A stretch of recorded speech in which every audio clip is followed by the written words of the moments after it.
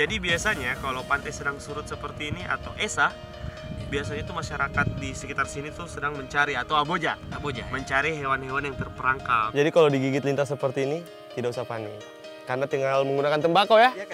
Tembakau nanti diperas, nanti lintahnya jalan sendiri.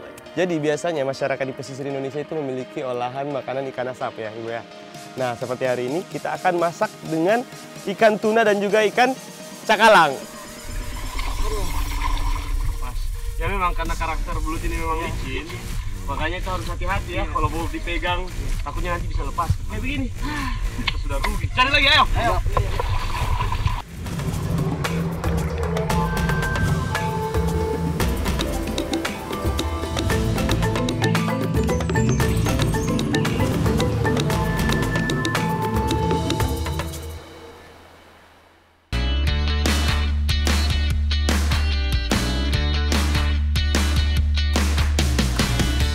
Sekarang aku lagi ada di Desa Pantama, Kecamatan Kajang, Kabupaten Bulukumba.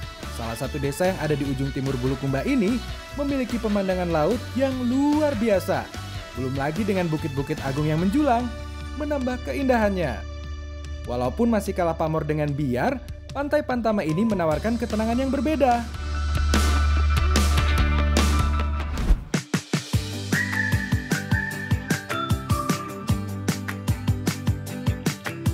Bukan anak negeri namanya. Kalau datang ke suatu tempat, pasti ikut mencari potensi lokal yang bisa menjadi sumber pangan. Saat laut esa atau surut, biasanya banyak warga yang ngesa. Karena di pantai sekitar Desa Pantama saat laut surut, wilayah yang terbuka mencapai 500 meter. Banyak yang mencari berbagai sumber pangan. Jadi biasanya kalau pantai sedang surut seperti ini atau esa, biasanya itu masyarakat di sekitar sini tuh sedang mencari atau aboja, mencari hewan-hewan yang terperangkap di air yang sedang surut. Nah salah satunya yang kita cari, ini dia kerang raci. Katanya ini enak untuk diolah menjadi masakan ya. Sama dia, wah saya mau tahu rasanya bagaimana. Kita cari yang banyak biar kita makan. Sebenarnya yang disebut dengan kerang raci lebih dekat dengan keluarga siput daripada kerang-kerangan. Bentuk moluskanya sangat menyerupai dengan gonggong, makanan khas Batam. Tapi dengan bentuk cangkang yang sedikit berbeda. Ukurannya beragam, mulai dari yang agak kecil hingga berukuran cukup besar. Kalau lautnya sudah surut begini, gampang banget ngumpulinnya.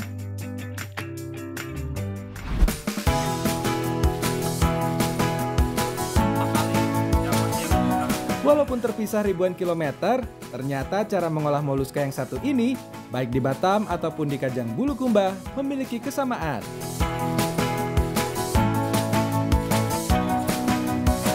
Pertama, rebus dulu kerang raci. Tidak perlu terlalu lama, tidak perlu juga bumbu yang macam-macam. Cukup 5-10 menit, kerang raci ini sudah matang. Nah ini dia kerang raci yang akan kita olah. Namun sebelum kita olah bersama bumbu-bumbu yang lain, hal pertama yang akan kita lakukan adalah merebusnya biar rasanya lebih enak, lebih lunak. Mau jadi apa ini ya? Oh iya, kalau masak hewan moluska seperti ini, lebih baik seluruh bahan direbus sejak air dalam keadaan dingin. Jadi saat air mulai panas, si moluska akan pelan-pelan berusaha keluar dari cangkang. Makanya, lebih mudah dikeluarkan nantinya. Kerang raci ini nanti akan kita masak jadi sayur bening. Hah? Kerang kok dimasak jadi sayur bening? Apa enak? Penasaran kan? Kita urus dulu yuk bahan lainnya. Bahan utama untuk membuat sayur bening ini adalah daun kelor. Petik daun kelor, pilih bagian daun yang lebih muda. Bagian daun ini lebih segar dan lunak teksturnya. Bahan tambahan lainnya adalah jagung, terong, dan beberapa jenis daun yang biasa diolah menjadi sayur bening juga. Semuanya dipersiapkan lebih dulu. Jagung diserut untuk diambil bijinya, terong dikupas dan dipotong seperti ini. Aku lagi ngurus kerang racinya. Nah, Ibu Desa dan Whitney lagi mempersiapkan bahan campurannya. Kalau semuanya sudah siap, baru deh kita masak bersama-sama. Kalau kerang racinya sudah matang, tidak perlu diangkat. Langsung aja masukkan bahan lain yang keras lebih dulu. Mulai dari jagung, kemudian terong. Tunggu sebentar sampai agak empuk, baru masukkan daun kelornya. kelor adalah salah satu bahan utama dalam pembuatan sayur bening ya Ibu ya. Namun untuk membuat sayur bening seperti ini, kita tidak memerlukan bumbu-bumbu yang cukup banyak. Cukup menggunakan ini, garam, agar rasa dari bahan-bahan yang lainnya lebih keluar, biar lebih enak kan. Kasih masuk lagi Ibu, garamnya. Benar-benar nggak pakai bumbu apapun selain garam loh. Tapi tenang, justru ini yang bikin sayur kerang raci jadi enak. Nggak percaya? Hehehe. Sini yuk kita coba bareng-bareng.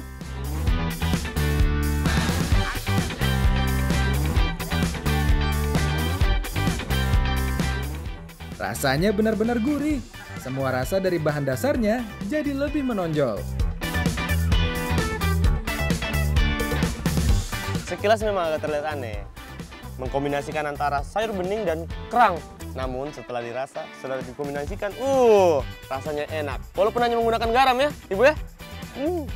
Tapi bahan-bahan yang lainnya terasa sekali di mulut. Enak. Si moluska yang direbus lebih awal ini menghasilkan kaldu yang bisa menjadi penyedap alami. Makanya rasanya lebih gurih walaupun hanya menggunakan garam sebagai bumbunya. Oh iya, si kenyal yang memiliki satu pedang sebagai ciri khas fisiknya ini menjadi sumber protein yang sangat tinggi loh. Belum lagi daun kelor yang bisa menangkal radikal bebas, bisa meningkatkan imun tubuh juga. Udah enak, sederhana, banyak manfaat lagi. Karena alam memberikan banyak manfaat. Masih di Desa Pantama, aku juga masih mau mengolah si moluska. Kali ini menjadi olahan yang berbeda.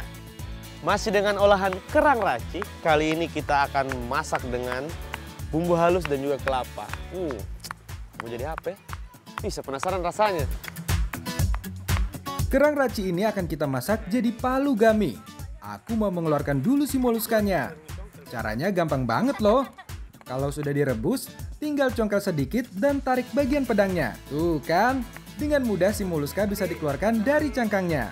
Untuk membuat olahan yang satu ini, ada banyak bumbu yang dibutuhkan. Seperti bumbu halus yang terdiri dari lada, kemiri, ada juga tambahan bawang merah dan bawang putih.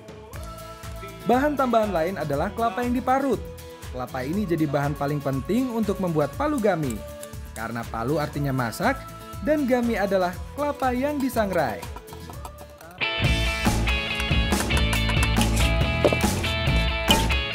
Jadi untuk memasak palu gami, kita membutuhkan satu bahan utama, yaitu kelapa yang sudah disangrai. Tujuannya itu agar rasanya lebih gurih. Enak pasti sebentar. Masyarakat di Sulawesi Selatan dan sekitarnya kerap menggunakan gami atau kelapa yang disangrai sebagai bumbu penyedapnya.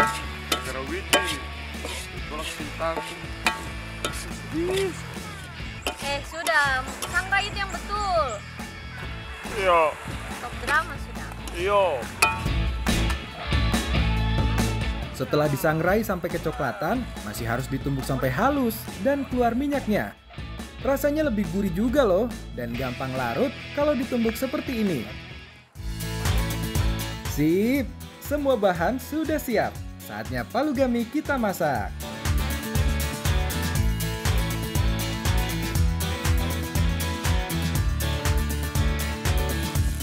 Pertama, tumis dulu bawang merah iris. Kemudian tumis juga bumbu kemiri yang sudah dihaluskan.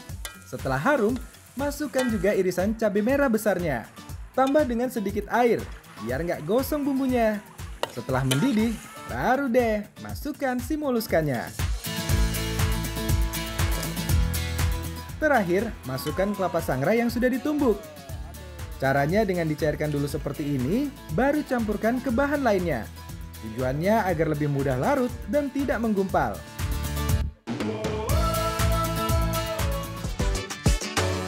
Ini dia, kerang raci palu gami siap kita cicipi. Olahan palu gami rata-rata berwarna coklat seperti ini, dengan kuah kental cenderung surut. Hal itu karena tambahan gami atau sangrai kelapanya. Ayo kita coba.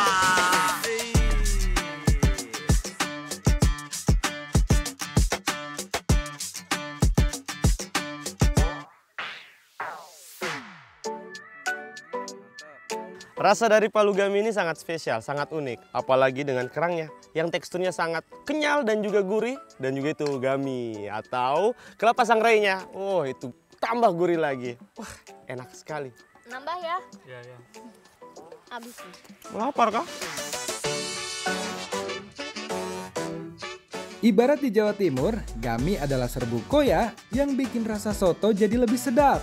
Nah, sangrai kelapa kecoklatan ini selain membuat kuah palu gami jadi lebih kental, rasa masakan jadi lebih gurih dan juga bikin lebih sedap. Karena alam memberikan banyak manfaat.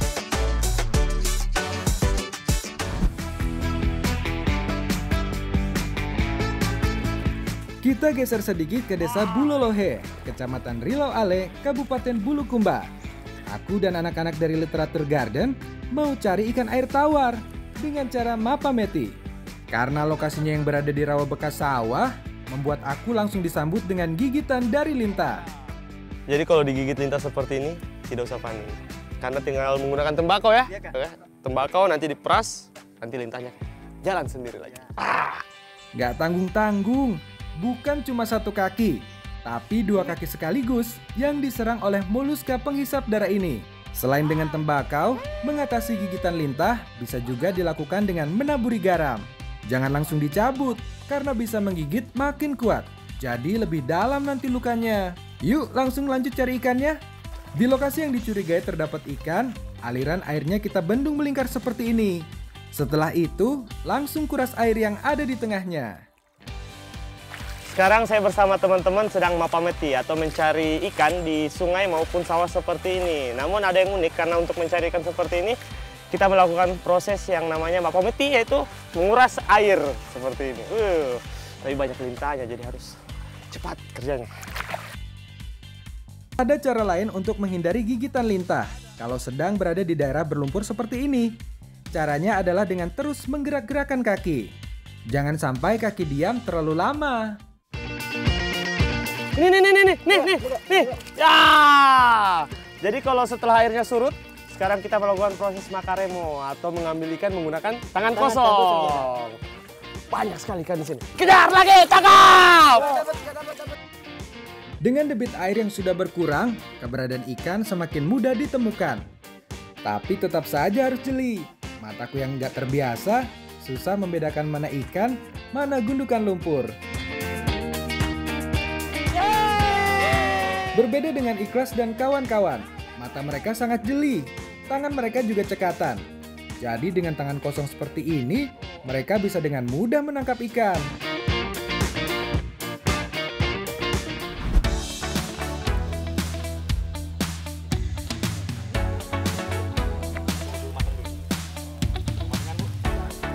Ikan sudah di tangan, sudah dibersihkan juga.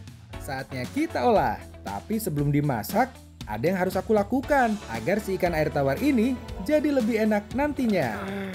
Nah ini dia ikan air tawar yang kita sudah tangkap tadi. Tapi biasanya kalau ikan air tawar itu Tante Dewi pasti amis toh. Tapi kita punya solusi. Nah ini dia, jeruk nipis biar amisnya hilang. Peras lagi. Selain dengan perasan jeruk seperti ini, bisa juga menggunakan perasan belimbing. Pokoknya bahan yang memiliki rasa asam biasanya sangat efektif menghilangkan aroma dan rasa amis pada makanan. Oh iya, campuran ikan air tawar ini akan kita masak jadi oseng kuah kuning. Untuk membuatnya, kita haluskan dulu lada, bawang merah, bawang putih, dan serai yang cukup banyak. Setelah benar-benar halus, masukkan juga kunyit bubuk. Semua bumbu yang digunakan, termasuk bumbu halus ini juga, efektif menghilangkan aroma amis pada makanan. Seperti serai dan kunyit, dua bumbu utama untuk membuat ikan oseng ini. Ayo kita masak.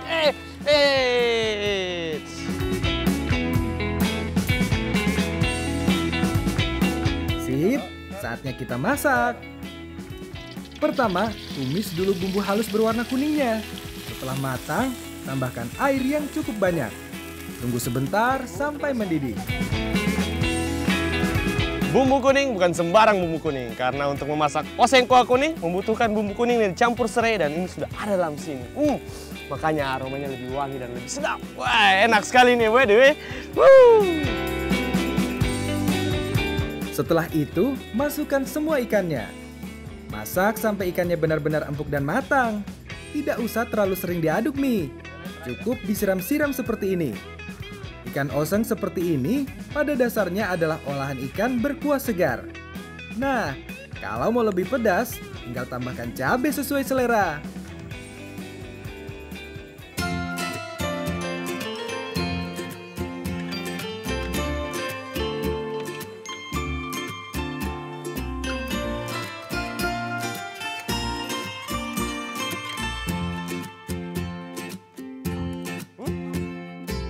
Yuk, sekarang kita coba ikan kuah kuningnya. Karena tidak menggunakan santan, makanan yang satu ini kuahnya cenderung segar, sedikit keasaman.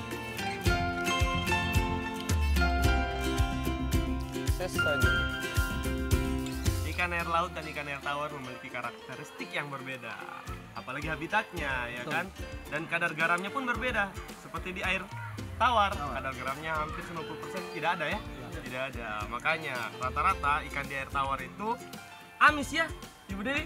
Rata-rata amis, makanya kita menggunakan jeruk nipis dan juga itu serai dicampur dengan kunyit agar amisnya hilang dan rasanya lebih enak. Spesial sekali. Bumbu kunyit bisa menyerap semua rasa dan aroma amis, dan bumbu serai bisa membuat aroma masakan lebih wangi. Jadi walaupun masakannya sederhana begini, rasanya tetap enak kok. Manyamang.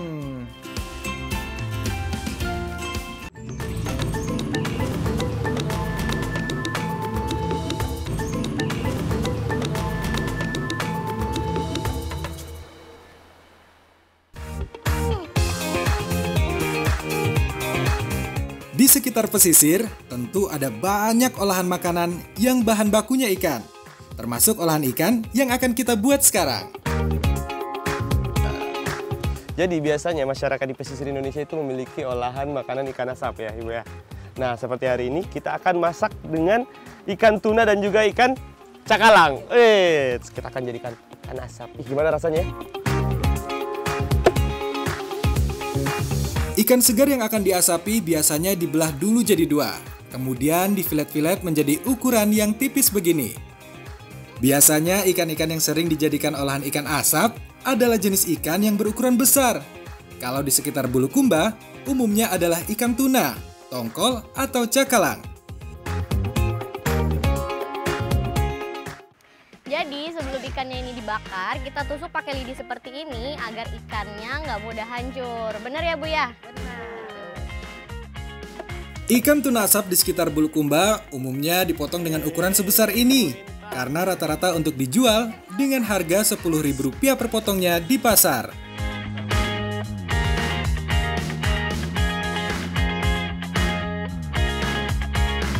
Kak Dandi, minta tolong itu siapkan dulu pelepah kelapanya ya. Oke siap, dibelah-belah seperti ini toh.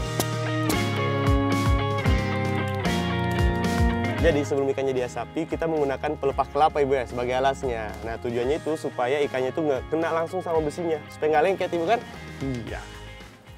Dengan pelepah kelapa yang masih basah seperti ini, daging ikan nggak akan lengket, soalnya akan keluar cairan alaminya.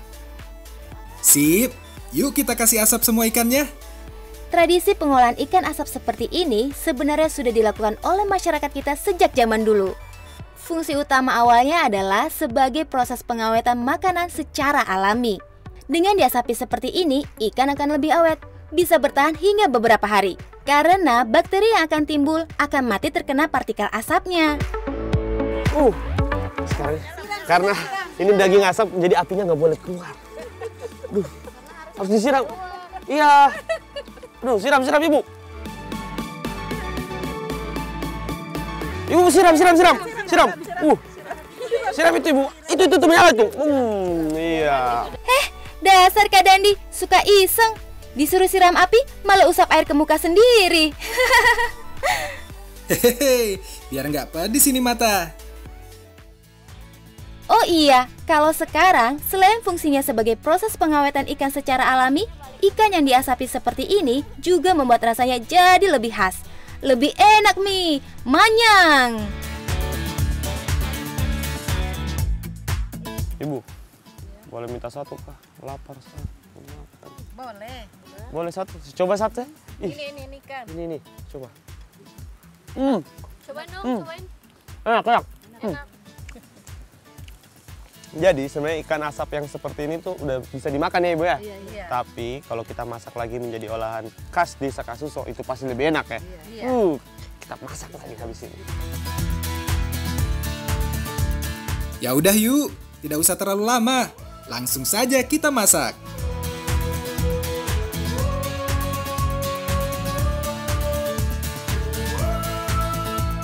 Ada banyak cara menyajikan ikan asap, mulai dari disantap langsung dengan sambal, digoreng, atau dengan cara yang paling populer seperti yang akan kita buat sekarang. Oke. Jadi kali ini ikan asapnya ini kita akan masak dengan santan, tapi yang spesial di sini karena akan menggunakan belimbing juga. Bakal segar pasti. Belimbing yang digunakan adalah belimbing wuluh, salah satu jenis belimbing yang sering digunakan sebagai bumbu masakan. Belimbing wuluh atau belimbing sayur ini kita belah jadi dua, tidak perlu jadi ukuran yang terlalu kecil, biar tidak mudah hancur saat dimasak nanti. Sudah kita masak. Nah, sebelum ikannya dimasak, kita masak belimbingnya ini dulu biar asamnya itu keluar. Betul. Wih, sekarang namanya lebih enak. Nah, ibu-ibu lagi mempersiapkan bahan dan bumbu lainnya. Pertama yang wajib adalah parutan kelapa. Karena santan jadi syarat utama masakan yang akan kita buat.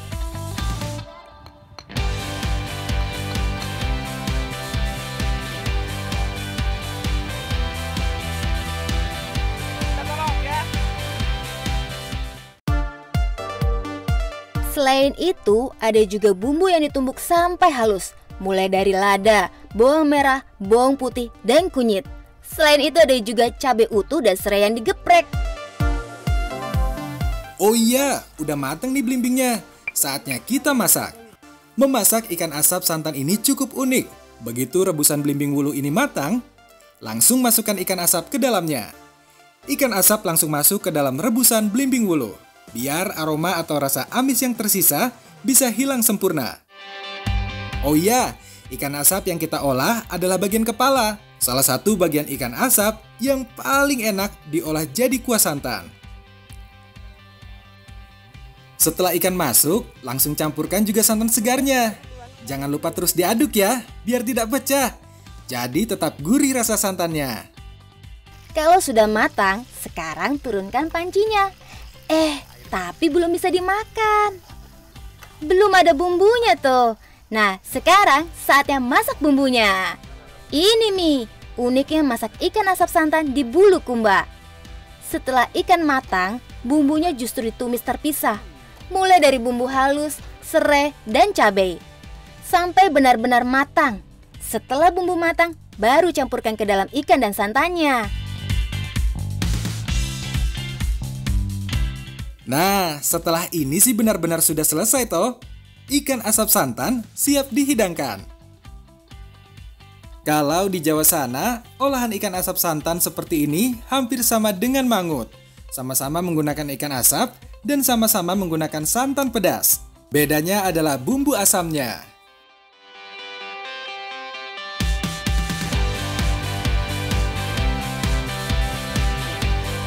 Nah ini dia, ikan asap kuah santan.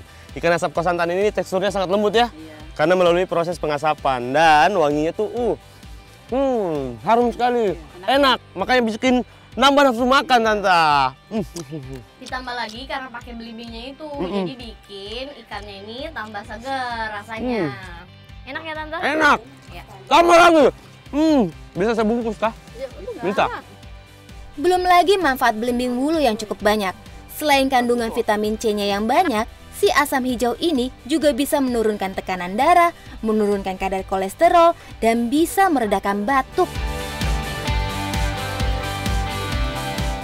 Karena alam memberikan banyak manfaat.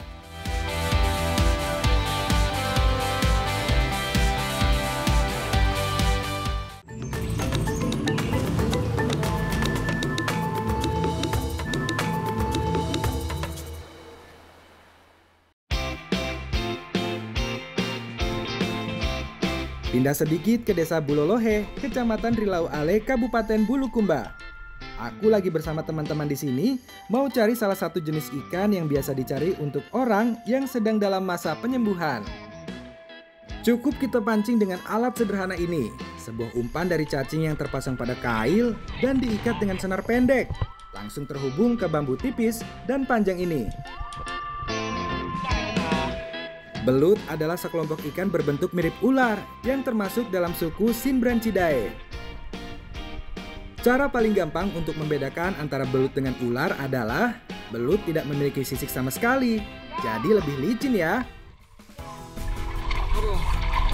Mas, ya memang karena karakter belut ini memang licin, makanya itu harus hati-hati ya. Kalau mau dipegang, takutnya nanti bisa lepas. Kayak begini, sudah rugi. Cari lagi, ayo. Waduh, lumayan banyak nih yang lepas. Yuk kita cari lagi. Untung sudah musim panen, jadi agak gampang kita cari belutnya. Nah, sudah lumayan banyak nih. Seperti biasa. Ayo kita masak.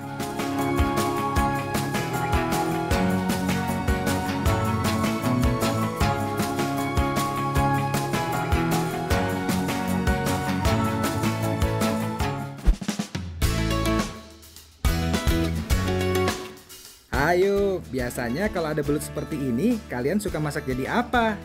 Kalau aku, mau mengolah jadi menu tradisional yang spesial. Udah semua? Sudah? Oke. Jadi belut yang sudah kita tangkap tadi akan kita bakar. Nah biasanya belut yang baru ditangkap atau masih hidup seperti itu rasanya lebih segar dan enak ya abangnya. Mau tahu kan kita bakal masak apa? Biar lebih gampang bakarnya, tusuk bagian kepalanya semua belut yang masih segar ini. Setelah semua tertusuk rapi, kemudian langsung bakar di atas bara api. Mengolah belut sejak dalam keadaan segar seperti ini akan membuat belut lebih manis dan gurih. Beda kalau nggak segar, jadi lebih amis nanti belutnya. Sambil nunggu Dani selesai bakar belutnya, kita bikin dulu yuk bahan dan bumbu lainnya. Seperti cabai merah, tomat, jeruk limau, dan cabai rawit. Kali ini semua bumbunya diiris, tidak ada yang dihaluskan. Bahan lainnya adalah parutan kelapa. Kita pakai kelapa yang tidak terlalu tua dan tidak terlalu muda juga. Biar sudah ada rasa gurih, tapi masih ada manis-manisnya. Ini belutnya, kita masak. Wih. Bantu aku bersihkan bagian dalamnya ya, karena bagian kotorannya perlu dikeluarkan agar tidak pahit. Kalau semua bahan sudah siap, sekarang saatnya kita campurkan semua jadi satu. Mulai dari belut dan parutan kelapanya, bumbu iris seperti cabai dan tomat, dan perasan jeruk limonya.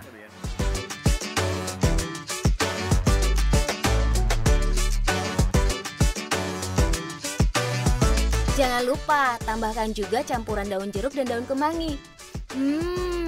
Ini yang bikin masakan tidak amis dan lebih wangi. Terakhir, bungkus dengan daun pisang memanjang seperti ini dan masukkan dalam sebilah bambu. Udah tahu kan mau dimasak jadi apa? Nah, ini dia belutnya. Kita mau masak belut lemang. Nah, setelah dicampur bumbu-bumbu yang tadi, kita masukkan ke dalam bambu ini. Selanjutnya kita bakar lagi ya. Ya Bu ya? Iya. Ini saja belum masuk, belum dimasak sudah enak. Apalagi kalau sudah dibakar sebentar lagi. Aduh.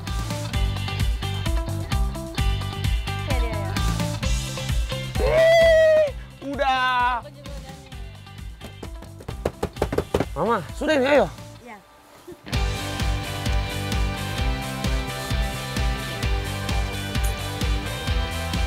Sip, kalau semua sudah terbungkus rapi dalam bumbu, saatnya kita bakar sampai semua bahan matang. Lemang sebenarnya adalah makanan dari Kalimantan yang menggunakan isian dari nasi ketan lengkap dengan lauknya. Tapi sekarang banyak berkembang menjadi olahan apa saja yang dimasak dengan cara dibakar dalam batang bambu seperti ini. Bambu yang digunakan biasanya bambu hijau yang masih agak muda dan masih mengandung banyak air. jadi tidak mudah ikut terbakar bambunya. Nah, ini dia belut lemang siap dihidangkan. Ayo sekarang kita makan. Ayo, ambil. Tuh benar kan? Kalau bahannya masih fresh, nggak ada amisnya sama sekali. Padahal ikan air tawar kan cenderung lebih amis daripada ikan laut. Apalagi ditambah dengan daun jeruk dan daun kemangi. Bikin aroma lemang belutnya tambah wangi lagi.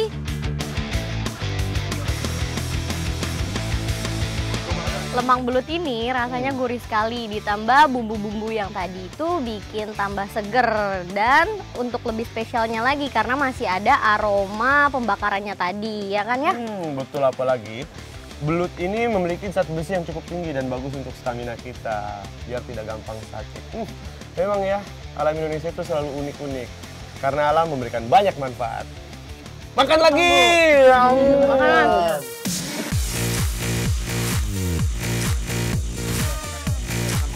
Karena alam memberikan banyak manfaat.